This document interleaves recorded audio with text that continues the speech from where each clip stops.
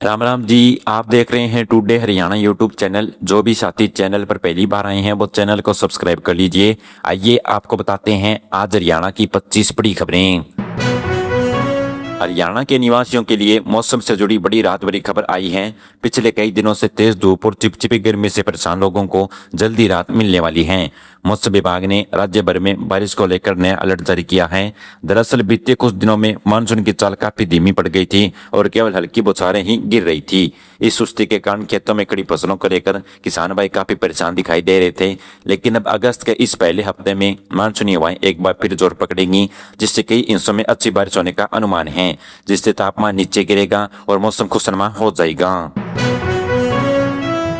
हरियाणा के तमाम गरीब और जरूरतमंद परिवारों के लिए बहुत जरूरी खबर सामने आई है। अगर आपके पास बीपीएल राशन कार्ड है तो राज्य प्रशासन ने कड़े निर्देश जारी करते हुए कहा है कि सभी कार्ड धारक अपनी पहचान पत्र यानी फैमिली आईडी में अपना बैंक अकाउंट तुरंत दर्ज करवा लें। इसके साथ ही अपने बैंक खाते में सीधी राशि पाने वाली डीबीटी सेवा चालू करवाकर उसकी जांच प्रक्रिया पूरा कर लें। अगर आप यह तय समय के अंदर भीतर काम नहीं करते हैं तो सरकार की तरफ से मिलने वाली आर्थिक राशि लाभ यानी पेंशन आपके खाते में जमा नहीं हो पाएगी। नुकसान से बचने के लिए तुरंत नजदीक किसी ऐसे सेंटर पर जाकर ये अपना काम करवाएं।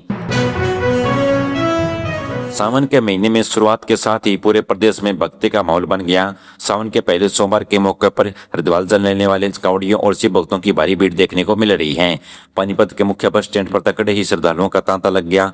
यात्रियों की अचानक बड़ी संख्या को देखते हुए हरियाणा रोडवेज ने तुरंत बड़ा कदम उठाया। रोडवेज विभाग ने हरिद्वार मार्ग पर विशेष अतिरिक्त बसें चला दी ताकि किसी भी यात्री को रास्ते में परेशानी न झेलनी पड़े। इसके अलावा बस स्टैंड पर किसी भी तरह की धक्का मुक्की और अव्यवस्था को रोकने के लिए अतिरिक्त पुलिस बल और कर्मचारियों को भी तैनात किया गया है।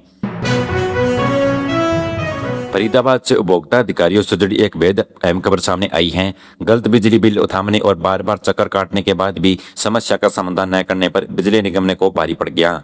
जिला उपभोक्ता कोर्ट ने इस पूरे मामले पर कड़ा रुख अपनाते हुए बिजली विभाग पर हर्जाना ठोक दिया। अदालत ने पीड़ित उपभोक्ता के पक्ष में फैसला सुनाया और विभाग को निर्देश दिए हैं कि उसे उपभोक्ता को मानसिक तनाव पहुंचाने के बदले 33 रुपए दें। इसके साथ ही कोर्ट का चक्कर लगाने हुए खर्च के साथ 22 रुपए अलग से चुकाए जाएं। इस फैसले से साफ है कि विभाग की लापरवाही को बर्दाश्त नहीं होगा।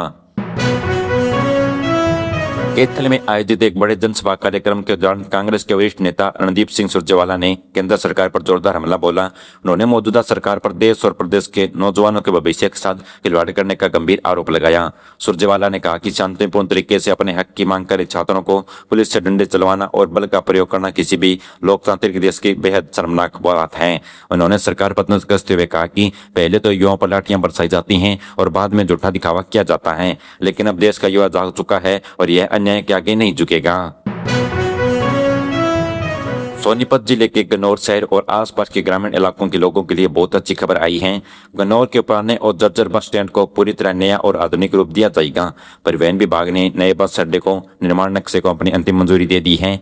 इसके निर्माण के लिए करीब 14 करोड़ 33 लाख रुपए की भारी धनराशि जारी की गई है। यह नया बस स्टैंड बनकर तैयार होने के बाद यात्रियों को वातानुकूलित प्रतिक्षण, आधुनिक पेयजल और व्यवस्था और साफ सुथरे शौचालय की सुविधा मिलेगी। लोक निर्माण विभाग बहुत ही जल्द निर्माण का काम शुरू करने की तैयारी में जुट गया है। हरियाणा राज्य में नए जिले बनाने की बात एक बार फिर बहुत तेजी से शुरू हो चुकी है। प्रदेश के कई सामाजिक संगठनों ने मुख्यमंत्री नायब सिंह सैनी को एक मांग पत्र सौंपा है। इस पत्र में मांग की गई है कि महेंद्रगढ़ जिले को मुख्यालय बनाया जाए और नारनौल शहर को पूरी तरह से एक अलग जिला का दर्जा दिया जाए। राज्य सरकार फिलहाल प्रदेश में करीब 13 नए जिले गठित करने की योजना विचार कर रही है। अगर सरकार ने इस जगमाग को स्वीकार कर लेती है तो स्थानीय लोगों को अपने छोटे छोटे सरकारी कामों के लिए लंबी दूरी तय नहीं करनी पड़ेगी और पूरे क्षेत्र के विकास को नई रफ्तार मिलेगी।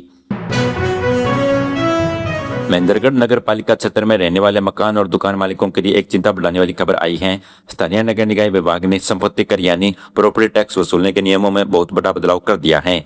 नए नियम के मुताबिक प्रॉपर्टी टैक्स का हिसाब किताब सीधे कलेक्ट्रेट के आधार पर किया जाएगा।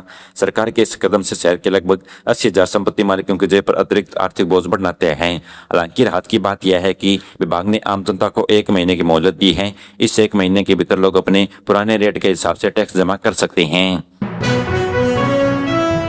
हरियाणा सरकार ने अटल ज्ञान केंद्र योजना ग्रामीण क्षेत्रों में बच्चों और युवाओं के लिए बेहद फायदेमंद साबित हो रही है। राज्य के 22 जिलों में अब तक 996 गांव के भीतर आधुनिक सुविधाओं के साथ अटल लाइब्रेरी बनकर तैयार हो चुकी हैं। इस योजना के बेहतर ढंग से लागू में करनाल जिला पूरे राज्य में पायदान पर और सिरसा जिला दूसरे पायदान पर रहा है। पहले चरण की शानदार सफलता को देखते हुए सरकार ने अब दूसरे चरण की तैयारियां शुरू कर दी हैं। इसके तहत राज्य की 1107 ग्राम पंचायतों में नई लाइब्रेरियां खोली जाएगी, जिससे गाँव के बच्चे गाँव में ही पढ़ाई कर सकेंगे। आर्थिक और व्यापारिक मोर्चे पर हरियाणा राज्य ने पूरे देश में अपनी सफलता का झंडा गाड़ा है। राज्य वस्तु और सेवा कलेक्शन के मामले में हरियाणा देश के बाकी राज्यों को पछाड़कर पहले स्थान पर आ चुका है। चालू वित्तीय वर्ष की पहली तिमाही राज्य में टैक्स कलेक्शन में 31% का ऐतिहासिक उछाल दर्ज किया गया। अगर सिर्फ पिछले यानी जुलाई महीने की बात करें तो टैक्स संग्रह में 28% की बढ़त देखने को मिली है। सरकार की पारदर्शी नीतियों और राज्य में बेहतर व्यापारिक माहौल की वजह से हरियाणा का खजाना अब बहुत तेजी से समृद्ध हो रहा है। गुरुग्राम का शहर विस्तार पिछले 10 सालों में बहुत तेजी से हुआ है। जेडीएम की नई रिपोर्ट के मुताबिक शहर का फैलाव 64% बढ़कर 168 वर्ग किलोमीटर से ज्यादा हो चुका है। अधिकारियों का कहना है कि साल 2030 तक इसका शहर का विकास और तेजी से होगा। ऐसी बढ़ती आबादी और फैलाव को ध्यान में रखते हुए सड़कों, पानी और बिजली के ढांचों को नए तरीके से तैयार किया जा रहा है। इससे आने वाले समय में शहर के लोगों को बेहतर सुविधाएं मिलेगी। नई तकनीकी की मदद से शहर के नक्शे को समझा जा रहा है ताकि ट्रैफिक और बुनियादी सुविधाओं की समस्या न हो। कांवड़ यात्रा और शिवरात्रि के त्योहार को देखते हुए रोहतक पुलिस ने सुरक्षा के कड़े इंतजाम किए हैं। जिले में किसी भी तरह की गड़बड़ी को रोकने के लिए डीजे बजाने, हथियार ले जाने और भारी गाड़ियों की एंट्री पर पूरी तरह रोक लगा दी है। पुलिस ने कहा है कि आपात स्थिति में टीम के केवल 5 मिनट के अंदर मौके पर पहुंच जाएगी। इसके अलावा रास्ते में लगाने वाले शिविरों के लिए अनुमति लेना और वहां काम करने वालों की जाँच करना बेहद जरूरी है। पुलिस का कहना है कि नियमों का पालन न करने वालों के खिलाफ सख्त कानूनी कार्रवाई की जाएगी ताकि शांति बनी रहे। सोनीपत के खरोदा इलाके में रहने वाले लोगों के लिए अच्छी खबर है। केएमएमबी एक्सप्रेस से आईटीएम खरोदा तक गेट तक बनने वाली 4 फोन लाइन सड़क का लगभग काम पूरा होने वाला है। इस नई सड़क के शुरू होने से दिल्ली जाने वाले रास्ते पर गाड़ियों की भीड़ कम हो जाएगी। इससे औद्योगिक क्षेत्र में आने वाले वाहनों को आसानी होगी और आम रोजगार को रोज ट्रैफिक से जाम से मुक्ति मिलेगी। यह सड़क तैयार होने से न केवल गाड़ियों की रफ्तार बढ़ेगी बल्कि व्यापार और कंपनियों के आने जाने वाले लगने समय में भी भारी बचत होगी। पलवल जिले के तत्परी गांव में विकास कार्यों की कमी झंडी लगा दी गई है। राज्य मंत्री गौरव गौतम ने गांव में लगभग 28 करोड़ रुपए की नई योजनाओं का नींव रखी है और कुछ उद्घाटन किया है। इस दौरान उन्होंने सरकार को गांव को बेहतर बनाने, युवाओं को भविष्य सुधारने और समाज को नशे की लत से दूर करने के लिए लगातार हो रही काम पर हाथ रखी है। इस नई परियोजना से पूरे क्षेत्र की तस्वीर बदलेगी और स्थानीय लोगों को सीधा फायदा होगा। उन्होंने कहा कि हर गाँव में खेल और शिक्षा का माहौल तैयार किया जाए ताकि युवाओं को आगे बढ़ने का मौका मिले।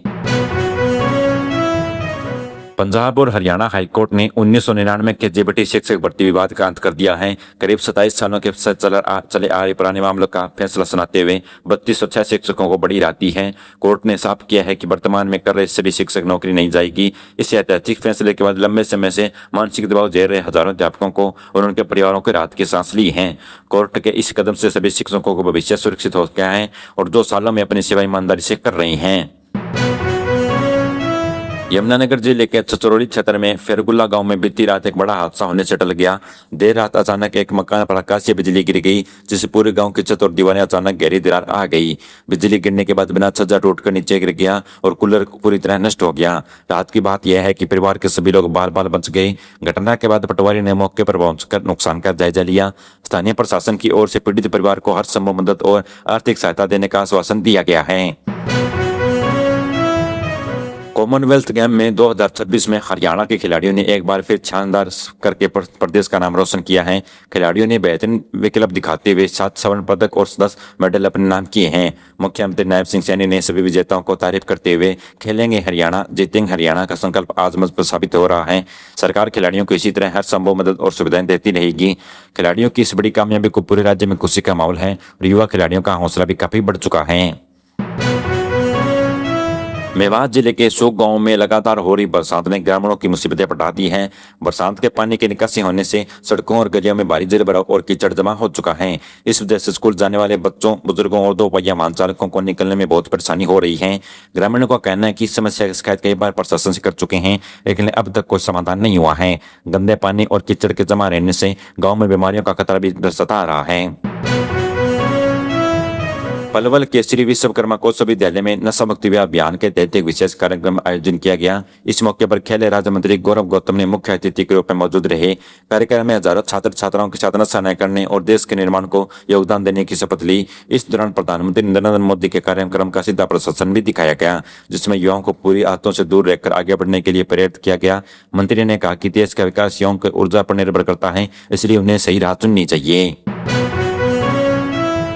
जींद जिले के उचाना अनाज मंडी में लगभग 3 करोड़ रुपए की लागत से मरम्मत कार्य शुरू कर दिया गया है। इसके तहत मंडी में 20 साल पुरानी जर्जर हो चुकी सड़कों का दोबारा निर्माण किया जाएगा। साथ ही शेडों की मरम्मत का काम तेजी से किया जाएगा। इस काम का पूरा होने से मंडी में आने वाले किसानों और व्यापारियों को काफी सहूलियत मिलेगी और फसलों की खरीद बिक्री के दौरान धूल व गड्ढों से मुक्ति मिलेगी। नए निर्माण के बाद बारिश के दिनों में जल भराव की समस्या से काफी राहत मिल सकेगी। मेरे द्वारा बताई गई खबरें आपको कैसी लगी, कमेंट बॉक्स में जरूर बताइएगा।